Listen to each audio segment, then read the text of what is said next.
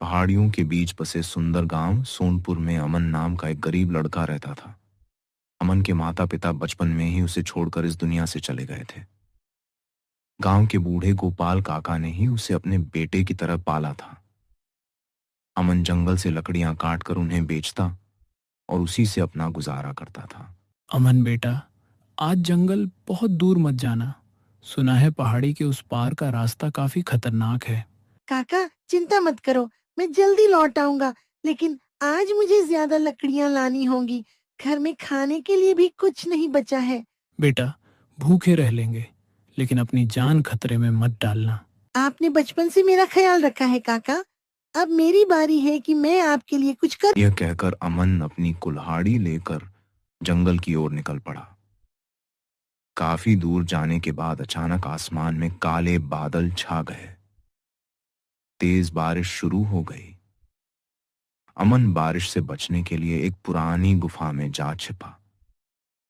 तभी उसकी नजर गुफा के एक कोने में रखे पुराने दीपक पर पड़ी। अरे, ये दीपक यहाँ कैसे आया? लगता है बहुत पुराना है। शायद इसे बेचने पर कुछ पैसे मिल जाएं। अमन ने जैसे ही दीपक उठाया, उसमें से एक चमकदार रोशनी निकली और एक रहस्यमयी आवाज गूंज उठी। आखिरकार किसी ने मुझे इस अंधेरे से बाहर निकाला। कौन हो तुम? सामने आओ। डरो मत अमन, मैं माया हूँ। कई वर्षों से इस दीपक में कैद हूँ। तुम मेरा नाम कैसे जानती हो? क्योंकि तुम्हारे पिता मुझे जानते थे। मेरे पिता? लेकिन वे तो कई साल पहले लापता हो गए थे। तुम्हें उनके बारे में क्या पता है? तुम्हारे पिता जीवित हैं, लेकिन उन्हें एक रहस्यमयी किले में कैद किया गया है। अगर ये सच है तो मुझे उनके पास ले चलो। मैं तुम्हें वहां पहुंचा सकती हूँ, लेकिन पहले तुम्हें मेरा एक काम करना होगा। पहाड़ी के पीछे एक काला पत्थर है, उसे तोड़ते ही मेरी सारी शक्तियां वापस आ जाएंगी। अमन को माया की बात पर थोड़ा संदेह हुआ, लेकिन पिता का नाम सुनते ही उसकी उम्मीद जाग उठी। अगले दिन अमन उस काले पत्थर की तलाश में निकल पड़ा। रास्ते में उसे एक बूढ़ा व्यक्ति मिला। बेटा, तुम उस पत्थर को ढूंढ रहे हो? जी, लेकिन आप मेरे बारे में कैसे जानते हैं? क्योंकि मैं तुम्हारे पिता को जानता था और तुम्हें उस पत्थर को बिल्कुल नहीं तोड़ना चाहिए। लेकिन दीपक में कैद माया ने कहा है कि मेरे पिता उसी किले में हैं। माया ने तुमसे आधा सच कहा है। तुम्हारे पिता सच में किले में है, लेकिन कैदी के रूप में नहीं। तो फिर वे वहाँ क्या कर रहे हैं? वे उस किले की रक्षा कर रहे हैं। अगर तुमने वह पत्थर तोड़ दिया तो माया आजाद हो जाएगी और पूरे सोनपुर गांव पर संकट आ जाएगा। अमन बहुत उलझन में पड़ गया।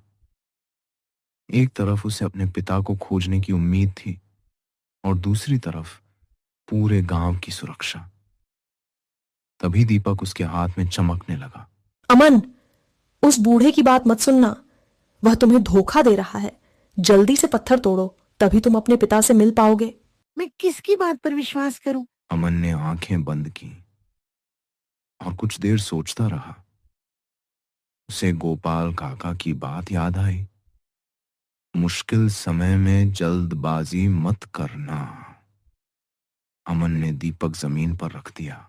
माया, अगर तुम सच बोल रही हो तो मेरे पिता का नाम बताओ। ऐसी बात बताओ जो सिर्फ मेरे पिता और मुझे पता हो। तुम्हारे पिता? तुम्हारे पिता? माया अचानक चुप हो गई। अमन समझ गया कि माया झूठ बोल रही थी। अब मैं तुम्हारी कोई बात नहीं मानूंगा। तुमने बहुत बड़ी गलती की है। अमन ने तुरंत दीपक को उसी गुफा में रख दिया। तभी रहस्यमयी बूढ़े ने अपनी असली पहचान बताई। अमन, मैं कोई साधारण बूढ़ा नहीं हूं। मैं तुम्हारे पिता का पुराना मित्र हूं। तुम्हारे पिता ने अपनी जान की परवाह किए बिना माया को इस दीपक में कैद किया था। तो मेरे पिता कहाँ हैं? वे इसी जंगल के पुराने किले में गांव की रक्षा कर रहे हैं। चलो, मैं तुम्हें उनके पास ले चलता हूं।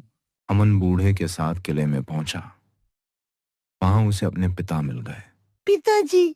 अमन, मेरे बेटे, तुम यहाँ कैसे पहुंचे? मैं आपको ढूंढते ढूंढते यहाँ आया हूँ। मुझे लगा था कि आप हमेशा के लिए हमसे दूर चले गए। मुझे तुम्हारे पास लौटना था बेटा, लेकिन मैं गांव को माया से बचाने के लिए यहाँ रुक गया था। अमन ने अपने पिता को गले लगा लिया। कुछ समय बाद दोनों गांव लौट आए। गोपाल काका अपने सामने अमन के पिता को देखकर भावुक हो गए। आज मेरी सबसे बड़ी जिम्मेदारी पूरी हो गई। मैंने तुम्हें अपने बेटे की तरह पाला था और आज तुम्हें तुम्हारा पिता वापस मिल गया। काका, आप मेरे लिए पिता से कम नहीं हैं। उस दिन के बाद अमन के जीवन में खुशियां लौट आईं। उसने अपने पिता और गोपाल काका के साथ मिलकर गांव की सेवा करने का फैसला किया और वह रहस्यमयी दीपक, उसे उसी गुफा में हमेशा के लिए बंद कर दिया गया। सीख: मुश्किल समय में जल्दबाजी में किसी पर विश्वास नहीं करना चाहिए। सच्चाई जानने के लिए बुद्धि और धैर्य से काम लेना चाहिए, क्योंकि झूठ अक्सर हमारी सबसे बड़ी कमजोरी का फायदा उठाता है।